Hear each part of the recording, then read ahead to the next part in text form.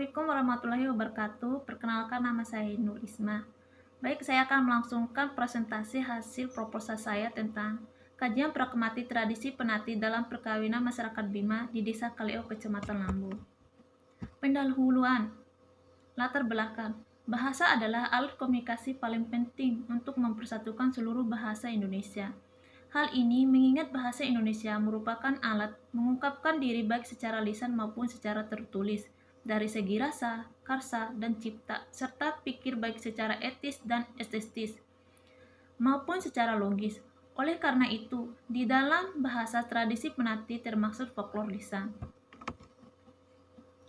Rumusan masalah dari latar belakang di atas adalah bagaimana kajian pragmatik tradisi penati dalam perkawinan masyarakat Bima di Desa Kaleo, Kecamatan Lambu.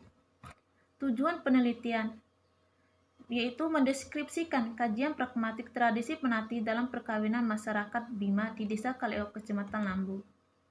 Manfaat penelitian. Yang pertama yaitu manfaat teoritis. Penelitian ini diharapkan dapat memperluas pengetahuan di bidang pragmatik, khususnya tentang penggunaan bahasa dalam prinsip kerjasama. Manfaat praktis bagi peneliti, bagi masyarakat, dan bagi peneliti selanjutnya.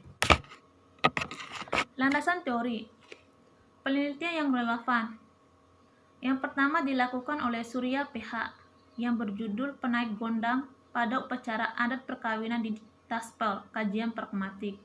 Yang kedua dilakukan oleh Octaviano, kajian pragmatik konteks ekstralinguistik dalam pertuturan dosen pembimbing dengan mahasiswa pembimbingannya. Yang ketiga yang dilakukan oleh Sri Juliati 2013, analisis nilai historis dan nilai pendidikan dalam cerita rakyat Bima Oimbora. Kajian pustaka. Folklore. Kata folklore berasal dari bahasa Inggris yaitu folklore, dari dua kata dasar yaitu folk dan lore. Folk adalah sekelompok orang yang memiliki ciri-ciri pengenalan fisik, sosial, dan kebudayaan, sedangkan lore adalah tradisi folklore, yaitu sebagai kebudayaannya dan yang diwariskan secara turun-temurun, secara lisan atau melalui suatu contoh yang disertai dengan gerak isyarat atau alat pembantu pengingat. Adapun tipe-tipe folklore, yang pertama itu folklore lisan, folklore tulisan. Adapun tipe-tipe folklore, yang pertama folklore lisan, folklore sebagian lisan, folklore bukan lisan.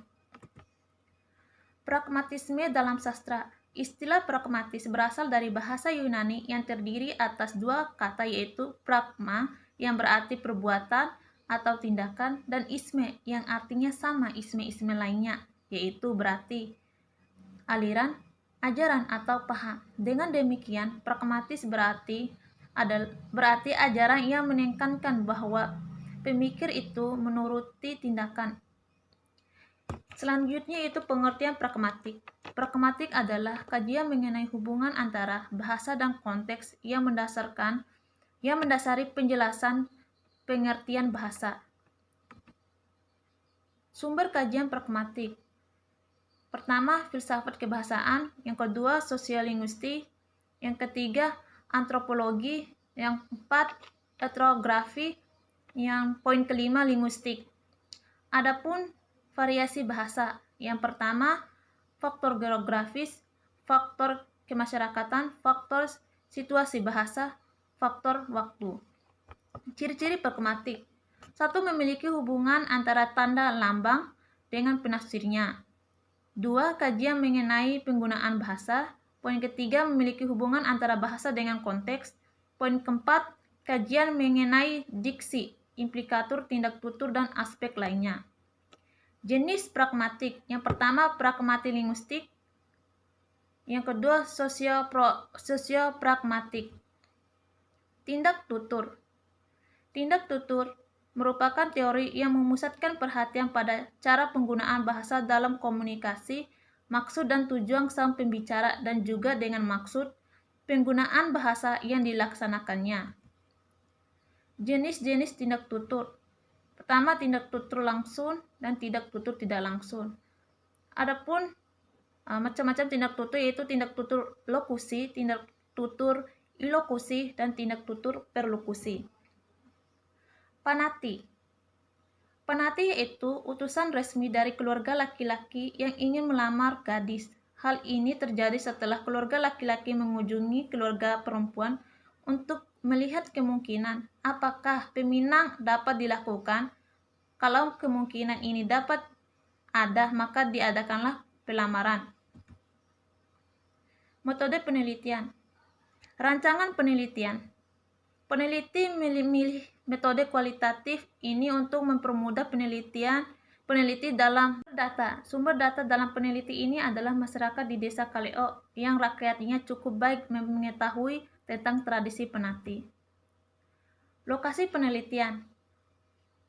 Pertama, sebelah utara Desa Montabaru.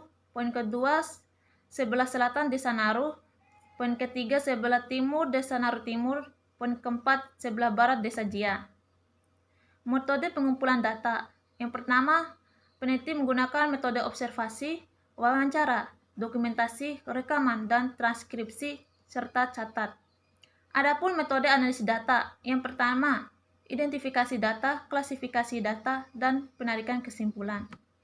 Baik, itu saja yang bisa saya presentasikan. Lebih dan kurangnya saya mohon maaf. Assalamualaikum warahmatullahi wabarakatuh.